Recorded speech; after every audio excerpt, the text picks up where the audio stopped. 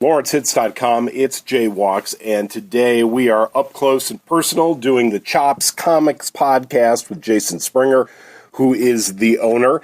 And today is May 30th, and we get a big day. It's the 800th. 800th. That's right. Do you call them an episode? What do you call it? Issue.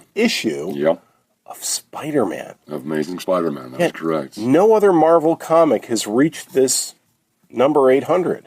Well, that's you could argue that to some extent maybe others have. It's just that they always change what's called the legacy numbering. Okay. And so titles sometimes, instead of just consistently going one through whatever the case may be, they'll start over with one again at some point. So 800 in a row numerically, yes, that's the let's record. just go with that.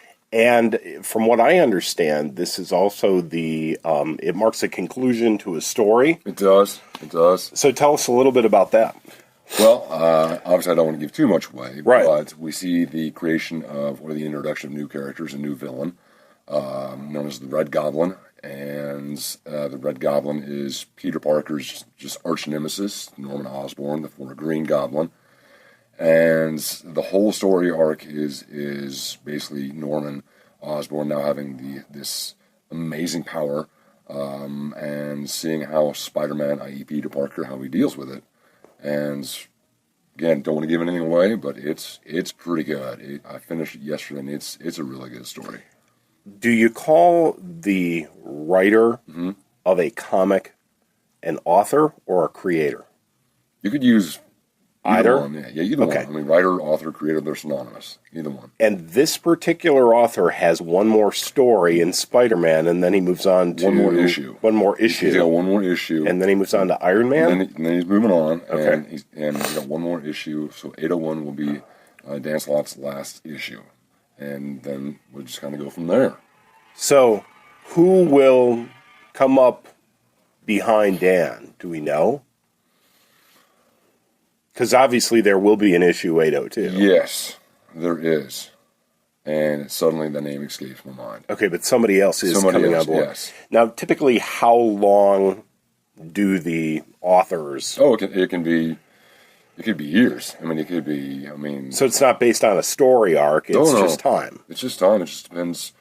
A writer could really kind of fall in love with the character. Maybe they get a good sense of who the character is, and if the book is selling well and the stories are fresh and fans are obviously buying the comic, then that the creator, whether it be the author or the artist, can be on a book for 10 years, easy.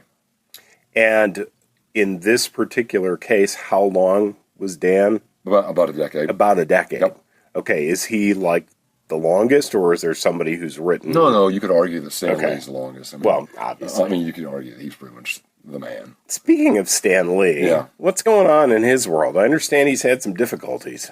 Well, he has had some difficulties, and, he's had some legal issues, and he's getting up in his age a little bit, to an age where you could argue maybe people are kind of trying to take advantage of him a little bit, those close to him, and so it's difficult for him to maybe find people to kind of trust.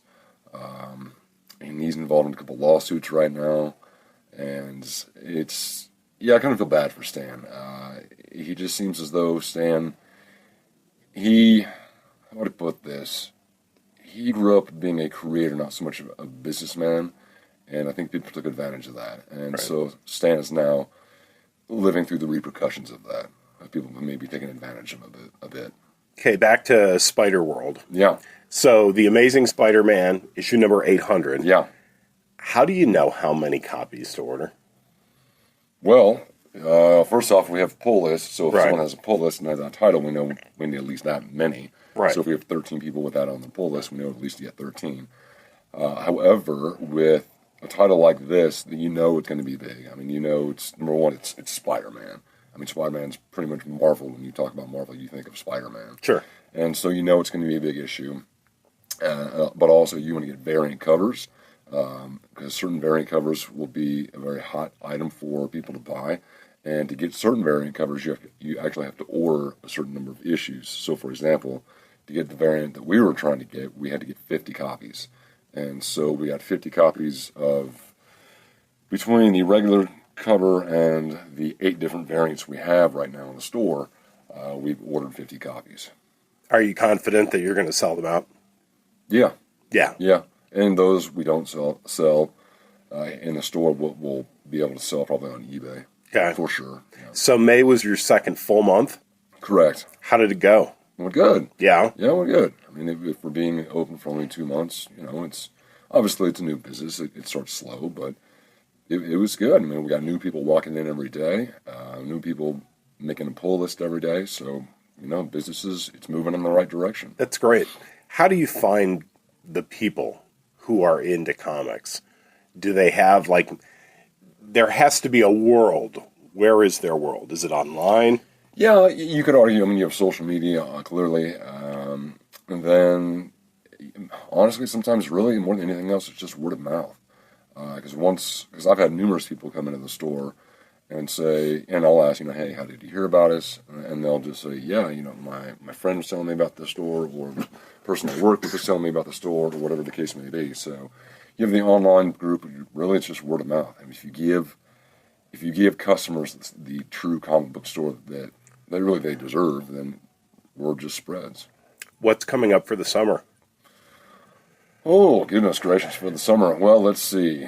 We have, number one, Marvel is relaunching pretty much almost every title, kind of going back to our earlier discussion about legacy numbering.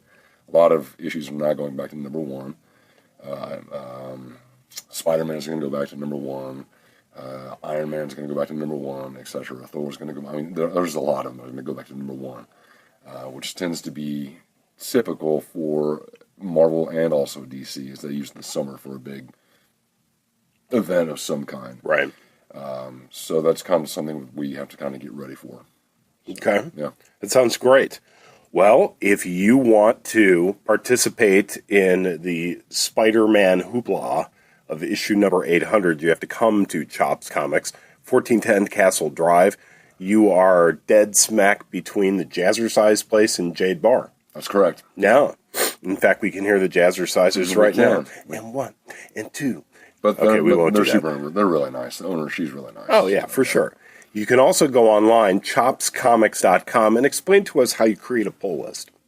You just go to our website, and all you have to do is you just go to create pull list. There's a little tab that says pull list, and you just go on and you just follow the directions, and you create your pull list, and you give some information, and then you just pick the titles you want, and they're there forever until you take them off. And then, of course, if you come to the store, if you're new to comics, Jason or any of the staff will walk you through it. Absolutely. And maybe find something that speaks to you, and then you start a new journey. It's like an adventure. You bet. I hadn't been a comic character guy in a long time until Jessica Jones. Mm-hmm. And now I'm into Jessica Jones because I just think she's a complete badass. Mm-hmm. And that's what it takes. You just find one character and just open the door for the entire world. That's what it is. All right, Jason Springer's the owner of Chops Comics. If you want to chat with him, 766-3656, 766-3656. Otherwise, come to the store, 1410 Castle Drive at Bob Billings. And it looks like the construction is eased up. So it's moving along. Yeah. So you'll be able to get in and out one way or another. One way or another. All right. It's Jay Walks for LawrenceHits.com.